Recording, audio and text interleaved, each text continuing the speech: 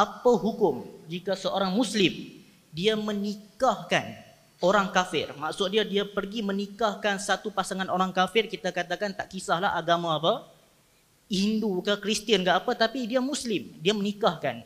Dan mohon Datuk jawab dari sudut apa, dari sudut hukum syarak berkaitan hal tersebut, kerana kalau dari segi undang-undang mungkin ada benda-benda yang mana panjang sikit berkaitan hal tersebut. Falyatafaddal mashkura. Apa hukum orang Muslim dia pinikahkan orang kafir? Dua-dua pasangan tu, dua-dua suami dan isteri tu kafir, dia pinikahkan, boleh ataupun tidak? Itu soalan dia. Ada isu ke ni? Ada isu ke ni? Ada? Kau pelajar UiTM tak belajar media sosial? Ada isu tak? Okay. Cuba dengar elok lah. Saya dah sebut pada introduction saya tadi. Agama asasnya kefahaman, bukan emosi. Oh, tak boleh. Pasal apa tak boleh? Aku rasanya tak boleh ya. Pasal apa? Tak tahu tak boleh ya. Agama bukan macam tu. Pasal apa tak boleh? Tak tahu, aku rasa pelik macam tak boleh. Itu bukan agama. Agama knowledge. Okey.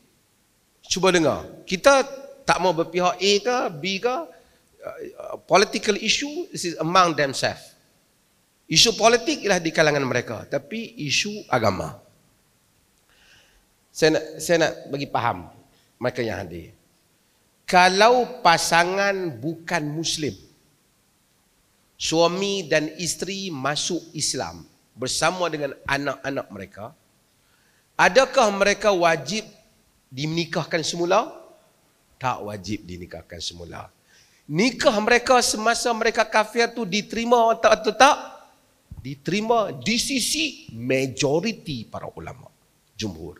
Dalam Malik sikit ada pendapat beza, tapi majoriti para ulama menerima, tak perlu untuk dibuat akad nikah lain. Anak mereka bin pada siapa? Bin kepada mereka. Tak kata ni bin kepada Abdullah ke apa semua, tak ada. Ini semua tak ada. Kerana Islam recognize pernikahan mereka semasa kafir. Yang ni semua kita tahu. Tidak? Kita tahu. Yang masuk. So, Islam hormati kerana mereka menikah. Menikah maksudnya apa tadi? Persetujuan untuk jadi suami isteri. Persetujuan untuk jadi suami isteri, maksudnya persetujuan itu dengan kita menanggung juga kesan daripada persetujuan itu. Anak-anak kita, nafkah dan seumpamanya.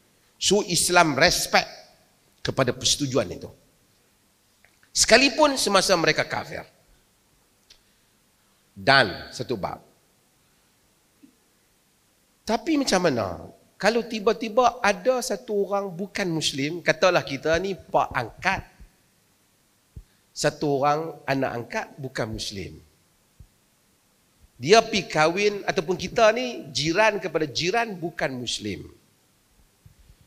Jiran ni punyalah hormat kita, dia nak menikah, dia suruh kita nikahkan dia dengan pasangan dia.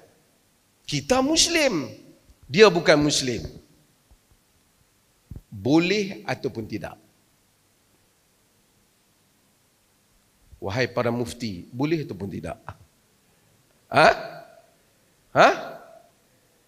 Perbuatan nak bagi mereka kahwin tu perbuatan baik ke buruk? Okey. Saya balik pada tadi. Kalau mereka masuk Islam, mereka guna perkahwin, mereka masuk Islam dah berkahwin, pasangan suami isteri, kita iktiraf tak perkahwinan mereka? Iktiraf.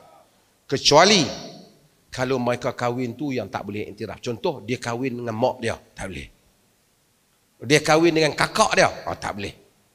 Itu against, terang-terang against.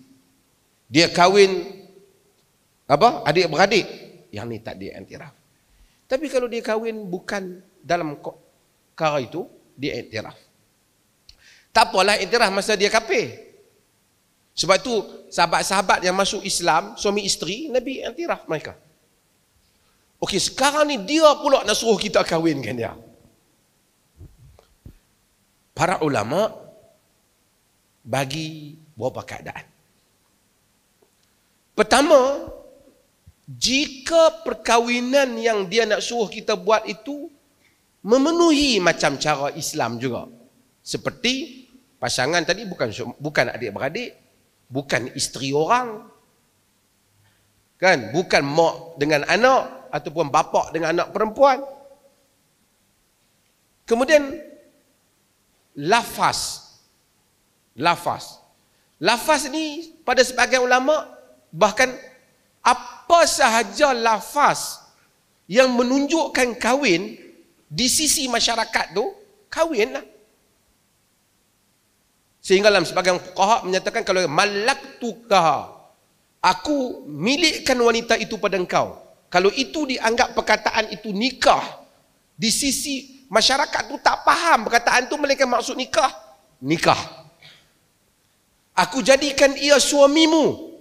Ada boleh faham maksud lain? Ataupun aku jadikan dia isterimu. Boleh faham maksud lain? Maksudnya mestilah nikah.